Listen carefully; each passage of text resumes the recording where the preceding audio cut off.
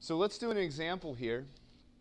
So we can say that the standard cell potential equals positive 0.48 volts for the galvanic cell based on, and the equation we're given is 2 aluminum solids plus 3 Mn2 plus in aqueous solution in equilibrium with 2 aluminum 3 pluses in aqueous solution plus 3 Mn solid.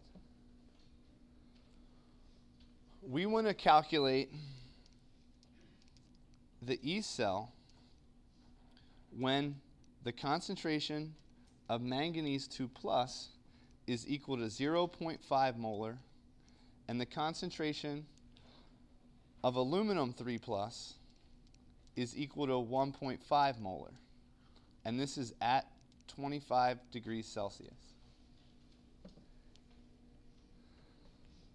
So we can set up our equation here where our overall cell potential is going to equal the standard cell potential, which was given in this case to be positive 0.48 volts, minus 0.0592 divided by N. And in this case, we can do two things to calculate N. The first is break it into two oxidation and reduction half reactions. Or we can look at this overall reaction here and try to figure out how many electrons are transferred. The number of electrons transferred in the oxidation half reaction has to be equal to that same number for the reduction half reaction. So if we look at this reaction right here, we have aluminum solid going to aluminum 3 plus. When that happens, we have to have 3 electrons in that process. But from the balanced coefficients, we have 2 of each of the aluminums. So if you have 3 electrons being transferred in with 1 mole of each of those, if you have 2 of them there, we're going to have a total of 6 electrons. With the manganese 2 plus, you have manganese 2 plus going to manganese.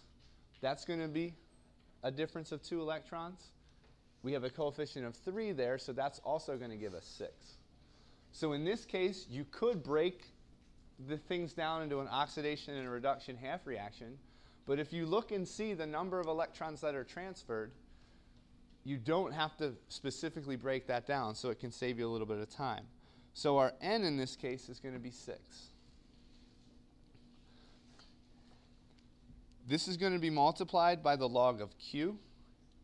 In this particular case, for this reaction, Q is going to be the concentration of aluminum 3 plus squared divided by the manganese 2 plus to the 3rd power.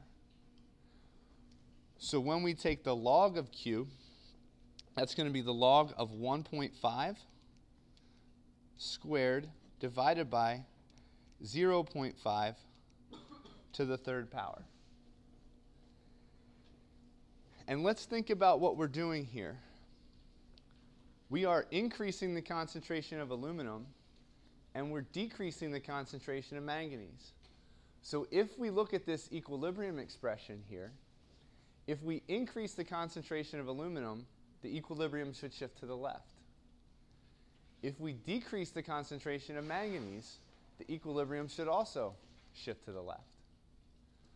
So in this particular case, both of these are going to shift this equilibrium to the left and make the reverse reaction more spontaneous.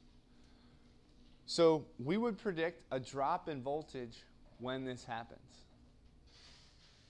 If you go through and you calculate this, the standard cell potential is going to equal positive 0.47 volts.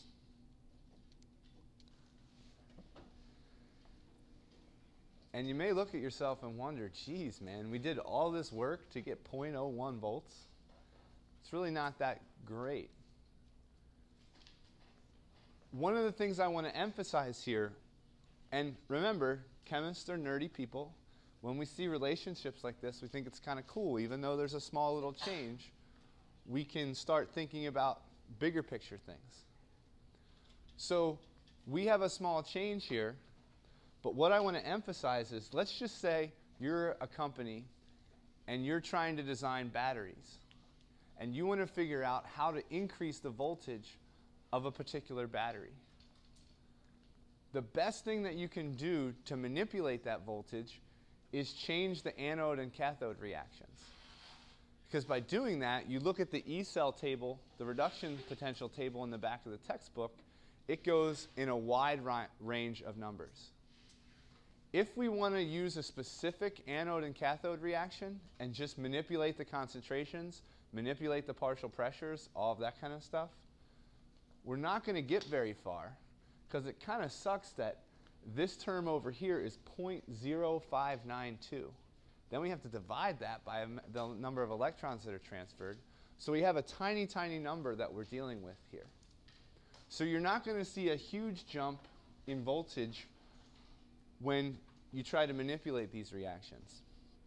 When we were redoing the general chemistry labs, one quarter when we first tried to do this, I had this bright idea that I'm going to give these students a lab practical, right? So they had a task to do, and I had them change the voltage by a pretty decent jump, and like no one could do it because they couldn't dissolve enough copper sulfate in water to get the concentrations high enough, right?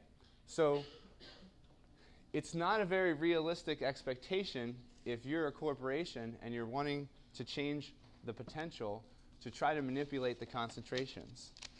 And also, in doing so, we can increase this potential right here by jacking up the concentration of the aluminum 3+ and lowering the concentration of the manganese 2+. If we're making a battery, we need to make it run for a decent amount of time.